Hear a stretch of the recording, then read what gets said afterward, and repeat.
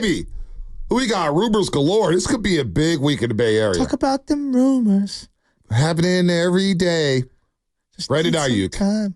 Okay, Timex, what is it? Rolex Timex Social Club? What? Yeah. Timex Social Club? Timex Social Club. There you go. Thank you. Pull that up. Brandon Ayuk rumors. Mike Marshall. Lowry marketing rumors.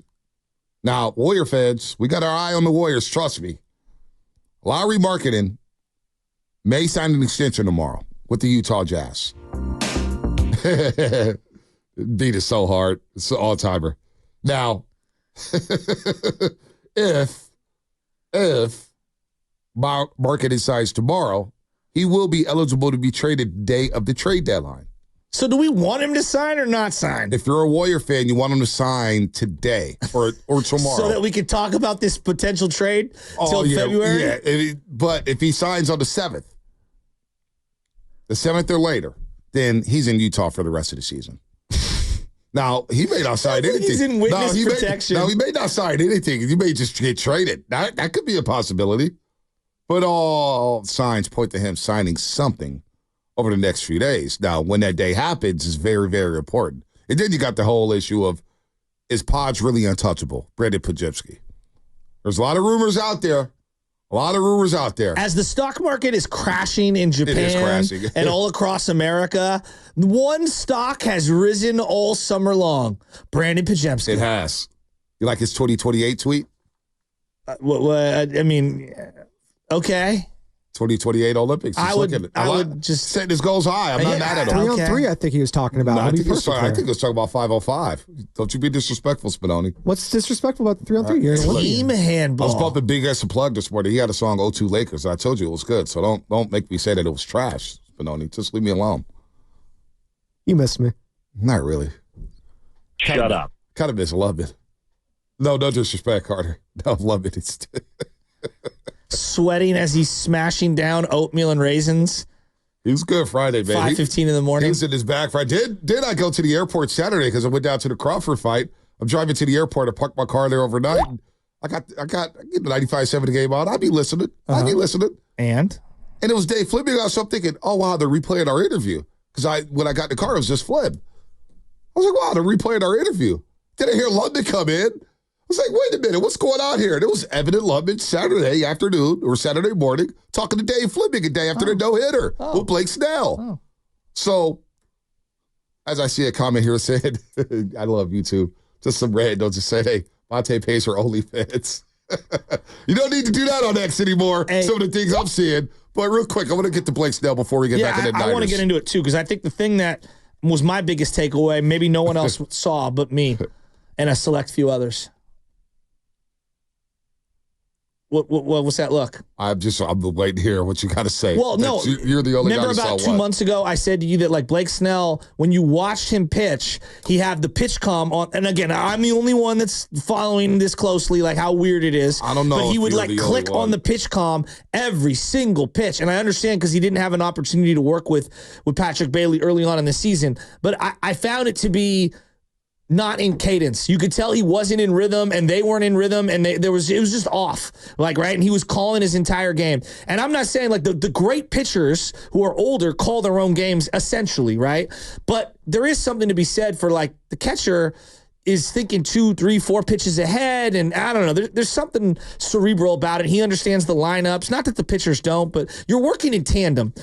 This last start, only a couple times did Blake Snell call his own pitch on the hip, and he was going with what Patrick Bailey was going with, and it just felt to me from the eyeball, everything felt so much more in rhythm. And when they showed the graphic of he's got 15 of his first 15 batters, he started off 0-1, I was like, I'm not surprised. Like, they're in sync right now, and I'm not going, Justin Timberlake on you, Guru. I'm just saying that, like, you could see that, like, the eyeball was telling you it just looked so much more comfortable. Well, he also just said he just went fastball. He said, you know what, my fastball was humming. I got the curve, but the fastball was rolling, and he went fastball. Now, the pitch comp thing, I think people will look at it because pitchers are always doing it. They're always clicking on it.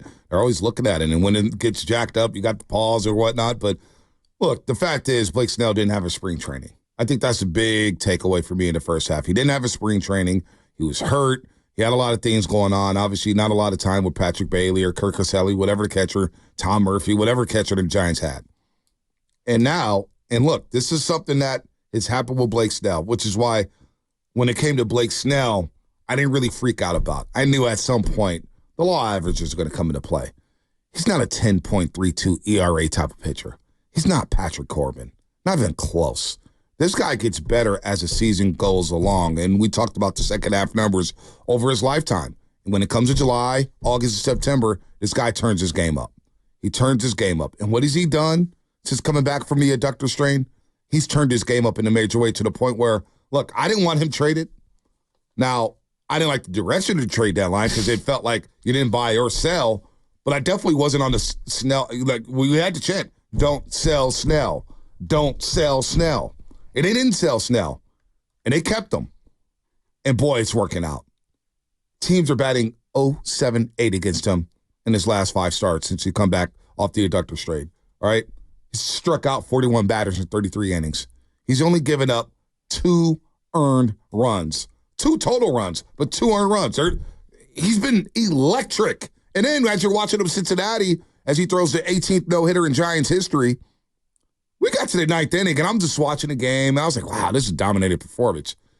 I did not realize until they didn't go to break. I'm like, wait a minute, he's pitching for a no-no? Holy crap. Because I got Chaz running around, and she's playing games on her iPad. I'm keeping an eye on it, and it's 3-0. I'm like, wow, Logan Webb is just dealing. He had the 3 walks. It wasn't a perfect game.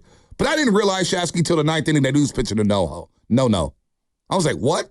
What is going on here? It was about, in terms of the last 5 starts, I think the reason why it's fallen a little under the radar is he only has 1 decision, 1 win throughout that time, which is in part out of his control and in part because of the pitch count and a couple starts got racketed up and he got yanked a little prematurely, but more because he doesn't get run support, right? So that's out of his control. But it's as good of a 5-game stretch as I can remember a Giants pitcher having since 14, 15, 16 Bumgarner when he was at his the peak of his powers.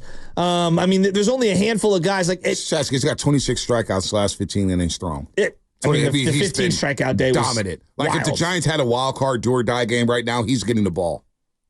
Yeah. I don't think anybody's arguing with that. I do want to see what Logan Webb looks like today against Patrick Corbin, who you referenced. Like this, you want to talk about gots to have it? This is a guy who everyone who bets, I don't bet, but those who bet are betting against Patrick Corbin every single start. Yeah, I mean, literally every single start. You could get rich by doing that. I mean, 3 years ago there was Patrick Corbin Day, or all of us gamblers would say, "Oh, Patrick Corbin Day. We know where the money's going." 2-11. No, with a 6 ERA. Go look at his last 3 years. I was going to say, look at his last start. You realize how many runs he gave up in 3 innings? Yeah, he's not good. 10. But this 10 is earned the runs. Giants have no excuse to, again, also win this series against Washington. I thought it was a good series victory against Cincinnati, obviously highlighted by Blake Snell on Friday night. I think Bob Melvin deserves a lot of credit because the pitch count was ratcheted up, and he let Blake Snell finish the game. Combined no-hitters, I'm sorry, they're a no-hitter, but it's not the same as an individual no-hitter. It's just not. To me, it's not, and to everyone else.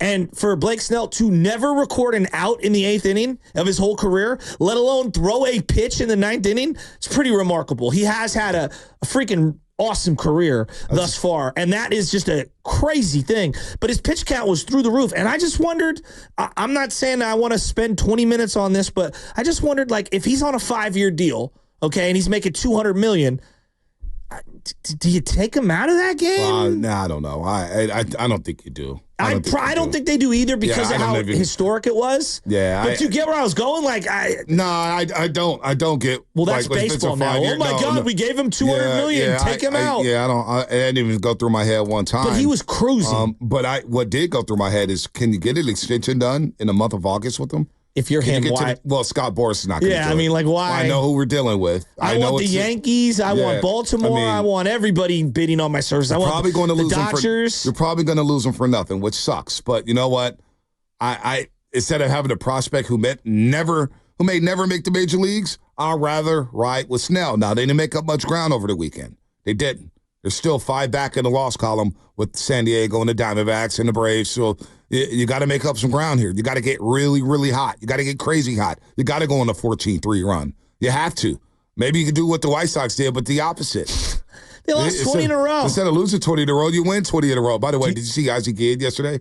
He goes, I think I need to see a psychologist. He goes, a couple years ago, I was happy, but now the only people I love is my grandkids. I hate everybody else. He goes, this guy got picked to manage the White Sox over me? Now I need to look at myself in the mirror and say, damn, do I suck that man? Ozzie Guillen has been a national treasure on that broadcast with the pre- and post game at NBC Sports Chicago. So the game has been played since basically the 1860s, give or take, depending on who you talk to. What is the least amount of wins in a 162-game season? Off the top of my head, I would guess a team won 40 games. 43 is the least amount of wins ever in the history of baseball. They might not get to 43. They're on pace for 40. Yeah. They've blown the same amount of saves as they've won games. That's unbelievable. Bonta, they're not just bad. They're one of the worst teams in 160 years. It's. Oh, yeah, they are playing the A's. They are playing the A's. Crazy. Are you going to those games? I don't know. I kind of want to. That's the streak, man. Watching a historic team. The streak. It is history. I do, I'm not going to lie. When the Lions went 0-16, that last game on League Pass, there was games in the NFL that week that had playoff implications. I was locked in on Lions and Packers. And I think Dan Orlovsky was the quarterback of that team. And I remember he threw a pick. It may have been a pick six in that game. And then the last 2 minutes of the camera panning on those Detroit Lions on the sideline thinking, we just went through a season and didn't win a single game. I mean, it was fascinating television. And then they were showing, Shannon Sharp, I think it was on the pregame show to CBS, and he had the team picture of those Lions teams. That's the team picture I love to have, the 0-16 Detroit Lions. That stuff fascinates me. You think that's worse than being a 40-win baseball team? What, being 0-16? Uh-huh. Yeah, absolutely. I mean, you didn't win a game. At least you got a feeling of what a handshake is, a winning handshake. At least you got to go on the spread, get the post-game spread. Hey, we won a game, man. I hit 3 home runs today or 2 home runs. You know what I'm saying? What'd they get, Matt Stafford the very next year? They did. I mean, you went 0-16, though. As a football fan, you go through a year without winning one game. I mean, I remember the Warriors won 17, I believe, one year. Disastrous. 17. But at least they had an upset. They'll have an upset here and there. Those bad teams will have a big win. They're like, oh, my God, what a win. The White Sox will have a good win down the stretch. They'll feel good about themselves. And at least you feel good about yourself 40 times. I'm going to let you know this right now. At no point will the White Sox feel good about themselves this year. Well, if they get a win for that day, they will. For that night, we go out a winner. And I watched Major League 2 the other night with Parkman, and it's the White Sox that are awesome and ended up knocking them off the year prior in the playoffs, and then they trade Parkman there. And the White Sox have unbelievable uniforms, a crazy history, and this will be one of the most remembered teams in their history for being one of the worst teams ever. I wish Hawk Harrelson was broadcasting the games. I wish Hawk was broadcasting the games. Oh, there'd be so much just dead air. Oh, well, so much. Ozzie Guillen, hey, do me a favor. Do me a favor. NBCS Chicago. Ozzie Guillen yesterday, he's sitting there with Frank Thomas. I forget who the host is. Ozzie Guillen is unbelievable. He's worn out. He goes, I'm bitter now. I need to go see a psychologist. What happened? I might have recommended that Ozzie 10 years prior, but that's okay. Because I don't think I was the bad manager when the big head was in front of me. I gotta see a psychiatrist. Yeah. So I'm drinking a lot.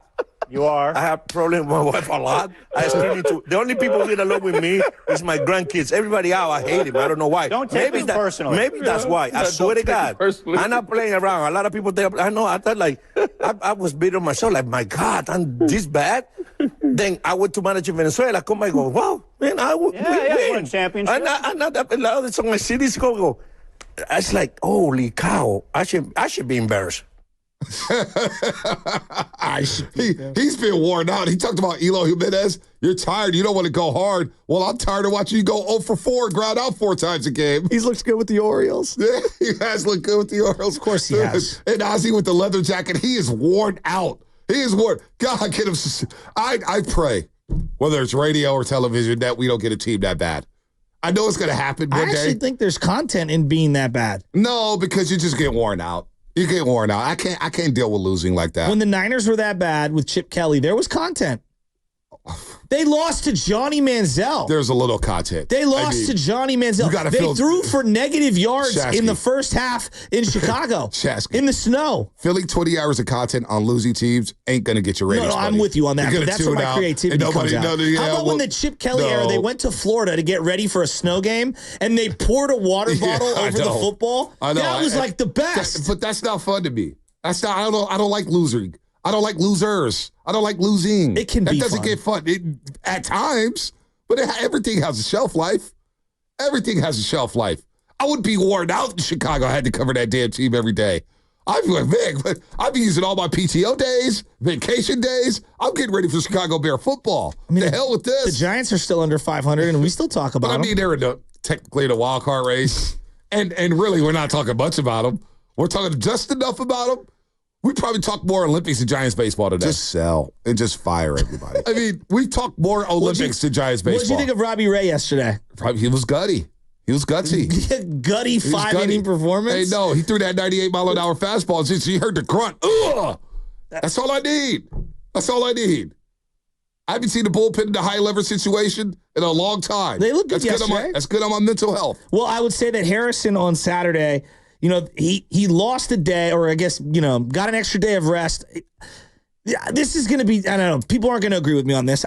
I wanted them to sell their biggest assets. I thought selling Alex Cobb, though it made sense to allow the youngsters, I think the two young players, Birdsong and Harrison, clearly need that extra day of rest, if not more, because getting through the finish line is going to be very difficult. Now, did you want Blake Snell and Robbie Ray and Logan Webb getting an extra day of rest as they go through the rotation? No. So it was unrealistic. But, the velo wasn't even close to what it was in the last couple starts for Harrison. He didn't have the breaking ball snap. He didn't look good. It's a one-off. You can't face the Rockies every week to what Bonta's been talking about. But I would be lying to you if I said, Joe, I think Harrison and Birdsong are going to go flying through the end of the season, and they're going to run through the finish line. I think they're going to have a really tough time making it through September. Farhan doesn't think so. Bob Melvin doesn't think so. So we'll see. You get Birdsong versus Gore tomorrow. You got Webb versus Patrick Corbin today. I mean, you're going to get a good look at the whole rotation this week. You should be able to beat up on Patrick Corbin today. I mean, this is not even his worst season with the Nationals. His first year, 2-11. It's not even his worst season. What's his worst one? I want to hear it. 6-19. He had a 6-19. He had a 6.31 ERA and a 1.70 WHIP. 6-19. 10-15 last year. 5.20 ERA, 1.48 WHIP. Then he was 2-11 this year. He's 2-11. This guy's been all. We're talking about one of the worst contracts in sports history. Hey, but he's always healthy. I know. He's always healthy. And it is Logan. Now, do you dare, as a Giants fan, bet on the Giants today knowing that Patrick Corbin's on the mound? Not touching it at all. No. Why? But I'll tell you this. One thing that I am looking at is trend lines for the Giants. We've talked about Tyler Fitzgerald's last 15 games where he's 20 of 57 with 9 homers and 16 RBIs. He's been outstanding. Lamont Wade Jr. really needed yesterday because heading into that game, he was 1 for his last 19. So he had 3 hits yesterday, big home run, nice day for him. I'm really worried about Patrick Bailey's bat. This is something I told you to monitor. He's batting 145 since the All-Star break.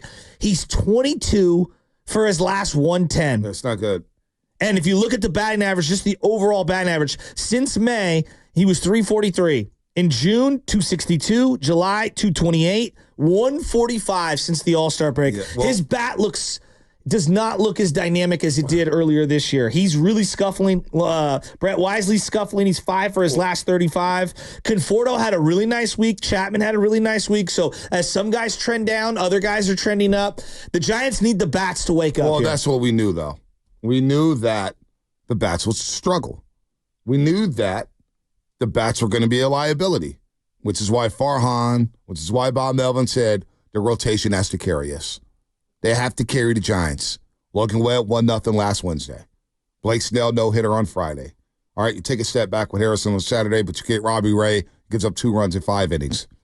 That's where it's at. We're going to have to limit teams to 3 runs or less. That's just, it's 2011 all over again with that Giants team when they traded for Beltran. He got hurt, and next thing you know, you couldn't score anything. You're losing a bunch of games 1-0, 3-1, 2-1, 4-1. this offense is it is what it is. Well, Tyler Fitzgerald feels like he is the He's offense carrying right now. offense right now. That's it. He's been outstanding. When he hit that home run Friday night, I jumped off the couch. It was the guy's just been absolutely outstanding for them right now, and he's the shot in the arm that they desperately needed, especially as Ramos has been dealing with the thumb injury. He hasn't been looking as good, so they're going to need those guys. I loved on Friday night, not only did he roll out Blake Snell for the 8th and 9th inning, which I just, you never know. You never know in this modern era, are they going to take him out because he's kind of close to 90, 95 pitches? Putting Yastrzemski in as a defensive replacement late in that game, he made a really nice play on that final out because my heart stopped for just a split second. I knew he was going to make the play, but like it just for a second. I mean, he made a really nice play on that ball. What does your heart? Nah, I gotta know. During a baseball game, does your heart stop like 15 times? No. Late in the game on a no. Like I know the no hitters have been diluted because of how many there are nowadays. It seems like way more than ever, but only 18 in the history of the Giants. I thought it was a cool night. I thought it was an awesome night, and I was really happy for Blake Snell because it did feel like. Are you happy?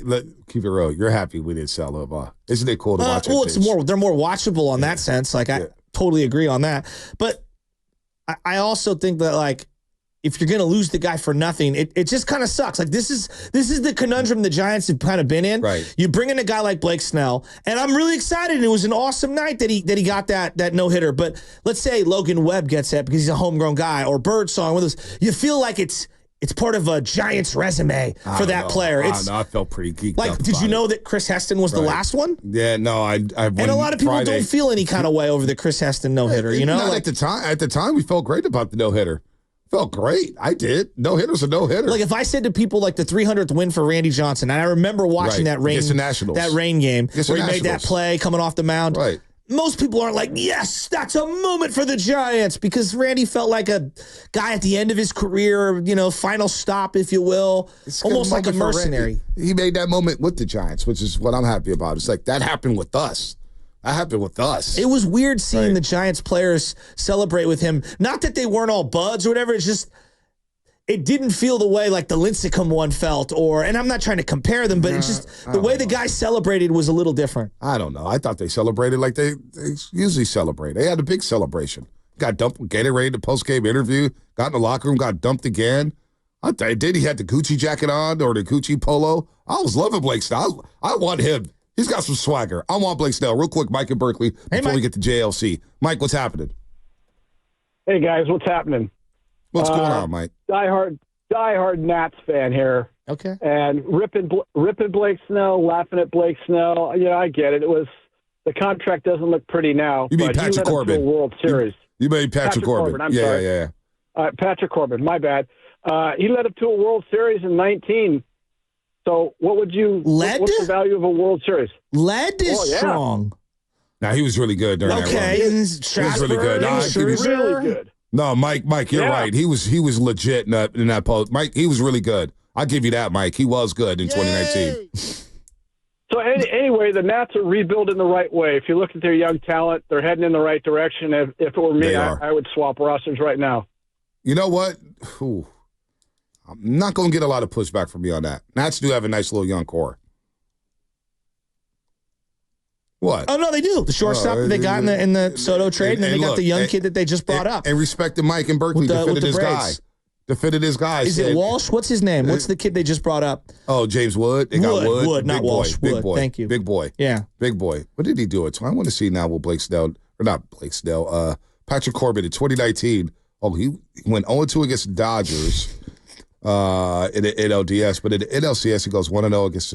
He was okay in that. He led them. He was okay. I mean, oh boy, these numbers are not that pretty, Mike. I remember that for being the Scherzer Strasburg playoff. Soto, Rendon. Rendon, absolutely. All right, his ERAs through each series: 7.88 ERA in the NLDS. 6.75 ERA in the NLCS, and a 3.60 ERA in the World Series. He pitched one game in the series. Actually pitched two. Went 1-1. So whatever. Mike and Berkeley can add that, though. Patrick Corbin is the guy. Anyway. Shut up. JLC coming up here. NBC Sports Bay Area. 49ers Beat Writer. 49ers Talk Podcast with Matt Mayoko. What is the latest with Brandon Ayuk? What is the latest with Trent Williams? What is the latest with Ricky Pearsall? And who else is shining out in the camp? D. Witter's going to start. Got first team reps. Devontae Kemp.